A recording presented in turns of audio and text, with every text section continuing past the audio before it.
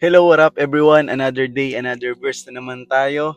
Day 230 in our verse for today, Jeremiah chapter 9 verse 23 to 24. Hindi dapat ipagmalaki ng marunong ang karunungan niya, o ng malakas ang kalakasan niya, o ng mayaman ang kayamanan niya. Kung gusto ng sino man na magmalaki, dapat lang niyang ipagmalaki na kilala niya ako at nauunawaan niyang ako ang Panginoong mapagmahal na gumagawa ng tama at matuwid dito sa mundo. Dahil iyon ang kinalulugdan ko. Ako ang Panginoon na nagsasabi nito. Normal sa ating mga tao na mahilig tayong magmalaki. Halimbawa, kapag gumraduate yung anak mo, pinagmamalaki mo. Kapag may bago kang mga gamit, pinagmamalaki mo. Anything na nakakapagpasaya sa'yo, pinagmamalaki mo. Minsan, nakadepende yung seguridad natin or yung identity natin dun sa mga bagay na meron tayo, na pinagmamalaki natin. Madalas, pinagmamalaki natin pag marunong yung isang tao, di ba? Alam mo yung parang know-it-all, parang halos lahat na lang alam niya. And minsan kapag marami tayong alam, yumayabang tayo. Or kapag madalas tayo sa gym or malaki yung katawan natin or malakas tayo, di ba? Parang piniplex natin yan, di ba? Or pinagmamalaki or pinagmamayabang natin yung mga accomplishments natin sa buhay, yung mga material possessions natin, yung mga bagay na narating natin. At ang lahat ng ito ay hindi naman talaga masama. Okay na okay ang mga bagay na to. But there is a danger kapag masyado ng tayong yumayabang or pinagyayabang na lang natin lagi yung mga bagay na meron tayo. Yung tipong sobrang bilib na natin sa sarili natin, sa mga material possessions natin, sa mga naabot natin, sa karunungan natin at sa kalakasan natin. Pinagmamalaki natin ito to the point na parang hindi na natin kinakailangan ng Panginoong Diyos or hindi natin ina-acknowledge that si God yung nagbigay sa atin ng mga bagay na to. Ang galing-galing ko ang talino ko ang lakas-lakas ko ang dami kong connections marami akong pera, marami akong bahay, marami akong kotse, marami akong ari-arian.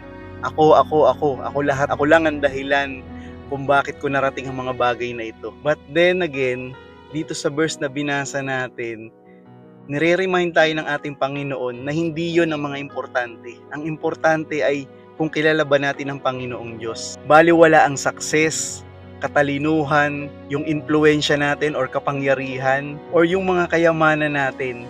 Baliwala ang lahat ng ito kung hindi naman natin nakikilala talaga ang Panginoong Diyos. Dahil wala naman tayong madadala after ng buhay natin sa mundong to. Ang sinasabi ng mundong to, tignan mo kung gaano karami, flex mo kung gaano karami yung mga na-accomplish mo or mga bagay na meron ka. Pero alam mo ang sinasabi ng Diyos, tignan mo daw siya. Siya ang tignan mo at hindi yung mga bagay dito sa mundong to. Huwag tayong magmalaki, pero wag din naman tayong magkaroon ng false humility. Ano yung false humility? Hindi ito ibig sabihin na parang laging iniisip mo na wala ka ng dapat i-accomplish or wala ka na dapat material possessions. True humbleness ay nakikita natin kapag ang bawat isang tao sa atin ay ina-acknowledge natin that apart from God, hindi natin mararating ang mga bagay na nararating natin. Na ang bawat ini-enjoy natin at bawat narating at bawat na-accomplish natin ay hindi natin magagawa or hindi natin makakamit kung hindi dahil sa tulong ng ating Panginoong Diyos. Yung bawat achievements natin, ang bawat na tinatangkilik natin, ano namang bagay sa mundong to ay temporal lang naman talaga. Subalit, yung pagkilala natin sa ating Panginoong Diyos, yon ang merong eternal value. Kaya nga sabi ng Panginoon, di ba, mag-impok tayo ng kayamanan dun sa langit. Ang ipunin natin yung mga bagay na hindi nasisira, mga bagay na hindi pang temporal. Okay na mag-ipon tayo para sa future natin. Okay yan lahat ng mga accomplishment natin. At hindi naman tayo tinuturuan na hindi, magpakahirap na lang kayo. Huwag na lang kayo mag-ipon, huwag na kayo magtrabaho at puro gawin natin ang gawain patungkol sa Diyos. Hindi siya ganun. Kundi ang sinasabi lang natin, huwag tayong dumating sa point na para bang pakiramdam natin is ito yung makakapagbigay sa atin ng security or ito yung mga bagay na makakapag satisfy sa atin. Sabi nga ng Panginoon, di ba? Aanhin mo ang lahat ng yaman dito sa mundo kung hindi naman ito makakapagligtas ng iyong kaluluwa. The most important part ng buhay natin is yung part ng buhay natin after nitong buhay na to.